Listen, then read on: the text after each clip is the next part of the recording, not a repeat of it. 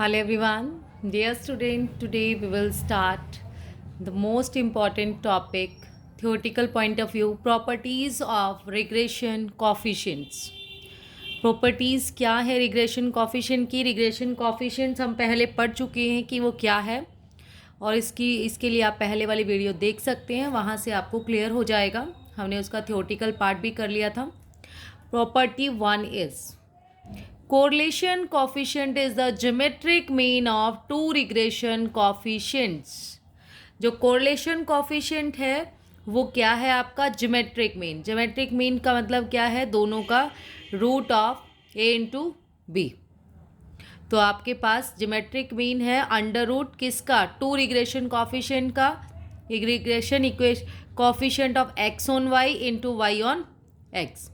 अब x on y आप कैसे निकालते हैं? x ऑन y का फॉर्मूला है हमारे पास correlation into S D of X upon S D of Y. ये मैंने बताया था आपको, ये x है तो x हमारा जो का न्यूमिनेटर, बाद में y है तो that will be denominator, last वाला लास्ट में एक तरीके से।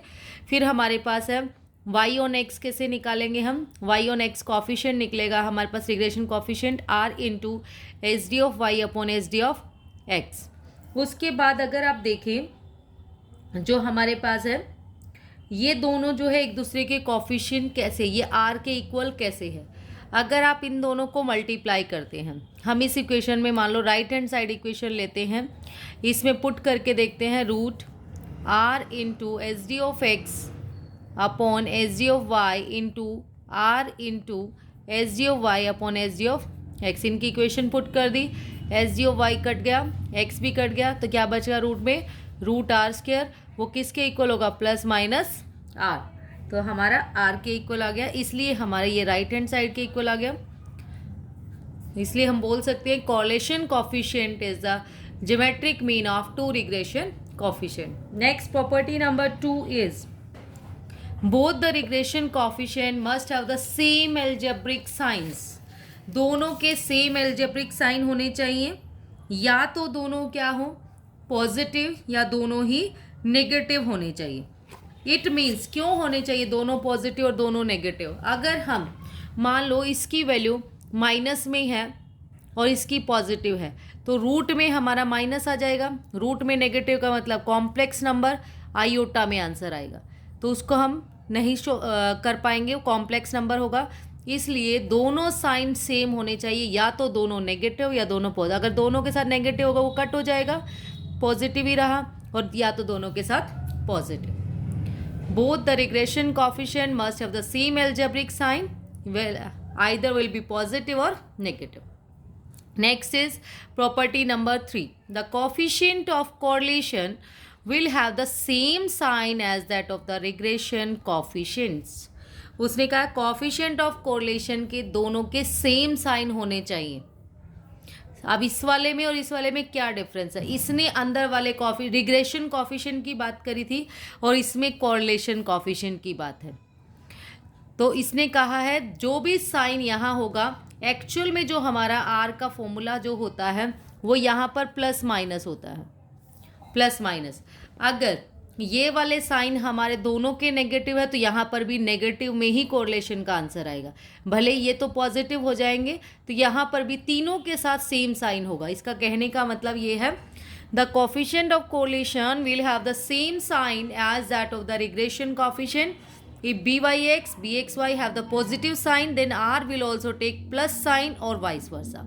मतलब अगर इनके साथ नेगेटिव है दोनों के साथ तो यहाँ पर नेगेटिव वाला साइन लेंगे, जो ये प्लस माइनस होता है। अगर पॉजिटिव है तो पॉजिटिव वाला रखेंगे। तीनों साइन हमारे सेम होंगे। अगर हम बात करें प्लस, अगर यहाँ पर ये वाले साइन प्लस के हैं तो यहाँ प्लस वाला साइन रखेंगे। अगर ये दोनों नेगेटिव है तो यहाँ पर भी हम नेगेटिव साइन रखेंगे, b x y into minus b y. ये तो कट हो के पॉजिटिव आ गया, क्योंकि रूट में नेगेटिव नहीं लेना, तो पॉजिटिव हो गया। और लेकिन आंसर हमारा जो कोरिलेशन होगा वो माइनस में आएगा, नेगेटिव कोरिलेशन होगा। तीनों के साइन सेम होने चाहिए, इसका मतलब ये है जो कोफिशिएंट ऑफ कोरिलेशन है वो भी सेम साइन होगा जो रिग्रेशन कोफिशिएंट।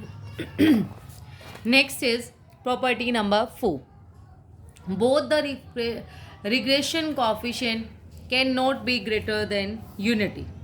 दोनों के दोनों जो हो गए हमारे पास यूनिटी से ज़्यादा नहीं हो सकते, 1 से ज़्यादा नहीं हो सकते।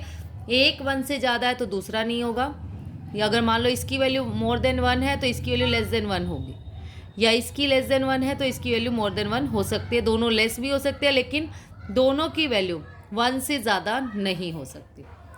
नेक्स्ट इज, क्यों नहीं हो सकती? क्योंकि जो हमारा कोरिलेशन है वो लाई करता है 0 से 1 के बीच में। Property number 5 is arithmetic mean of 2 regression coefficient is either equal to और greater than the coefficient correlation coefficient.